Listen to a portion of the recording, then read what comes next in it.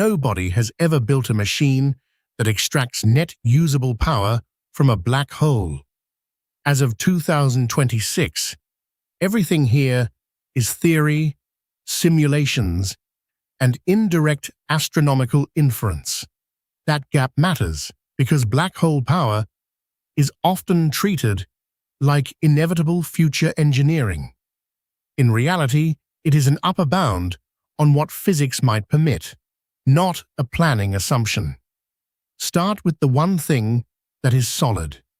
Rotating black holes contain extractable rotational energy outside the event horizon. General relativity allows, in principle, energy to be taken from the ergo region. But nothing can be extracted from inside the horizon, ever. Causality draws a hard line, and no clever design crosses it. Another hard constraint comes from entropy and the black hole area theorem. Even if extraction works, it cannot be a free, perfectly reversible cycle. So how would extraction happen if it happens at all? There are three broad channels people discuss. One is Penrose-like dynamics, where paths through the ergo region can yield net energy. Another is electromagnetic coupling, where magnetic fields and plasma tap the spin. The third is the so-called bomb regime, where confinement and reflection amplify instabilities. That last one is the most counterintuitive and the most dangerous. Recent work has emphasized how sensitive extraction becomes to boundaries. With the wrong confinement geometry, what looks like an energy source can turn into runaway amplification. Think of it as extraction crossing a stability cliff, not steadily improving with better engineering. The stability boundary is not mapped for realistic plasma conditions. Without that map, you cannot bound the failure envelope of any future attempt. Now, the part that looks like progress today is observational, not industrial. Astronomers see powerful jets around black holes. Those jets could be powered by accretion, by spin extraction, or by a mix of both. The problem is identifiability. We do not yet have a clean signature that forces spin extraction to explain jets.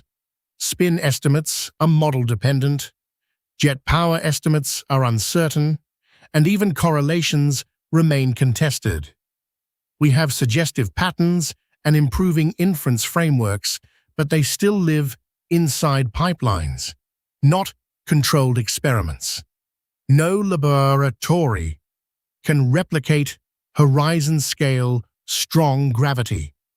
So the entire field leans on general, relativistic magnetohydrodynamics simulations. Those simulations are checked against astronomical observables, not against repeatable terrestrial tests. That brings us to the practical frontier in 2026. It is definitional and diagnostic. Which mechanisms are physically permitted under which boundary conditions? Which observables would actually separate extraction from ordinary accretion power?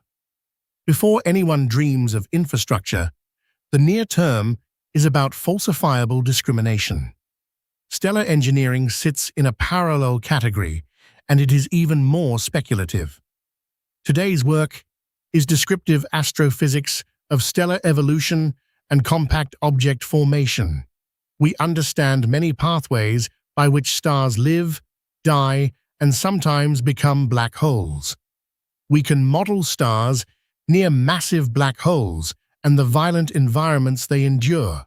What we cannot do is intentionally modify a star for power routing or long-term control. Ideas like mass injection, magnetic coupling, or angular momentum management are conjectures. The unanswered question is whether intervention can be stable or triggers destructive instabilities. For strategy and capital allocation, the real story is governance and coordination. Even if physics permits extraction, Engineering it would demand extreme containment. You would be dealing with relativistic plasma, intense magnetic fields, and immense energy densities. Any infrastructure near that environment could fail at scales comparable to its own binding energy. And because these systems would likely be remote, light speed delay becomes a control constraint. Command authority cannot rely on rapid human intervention. Verification, revocation, and safe shutdown have to work under latency and autonomy. That is why the highest leverage investments are not build a black hole plant. They are in discriminating observational tests and stability boundary theory, tighten jet power measurements, and cross-validate spin inference. Support simulation programs that predict where extraction becomes bomb-like amplification and make those predictions falsifiable, so uncertainty shrinks over time. In parallel, prototype governance frameworks on nearer-term analogs. Fusion facilities, beamed power demonstrators, and deep space nuclear systems are testbeds. They let you practice verification and revocation around concentrated power before distances explode. Time horizons help keep discipline. From 2026 to 2050, expect better observations and better simulations, not engineered extraction. From 2050 to 2100, if tests truly discriminate mechanisms, theory may bound efficiency and stability. Only after that, in the 2100 to 2200 window, could engineering fidelity designs be credible. Black hole power, if it ever becomes real, sits deep in the 2200 to 2400 range. Stellar engineering is even more contingent and likely needs centuries of stability demonstrations. So the implication for leaders is simple.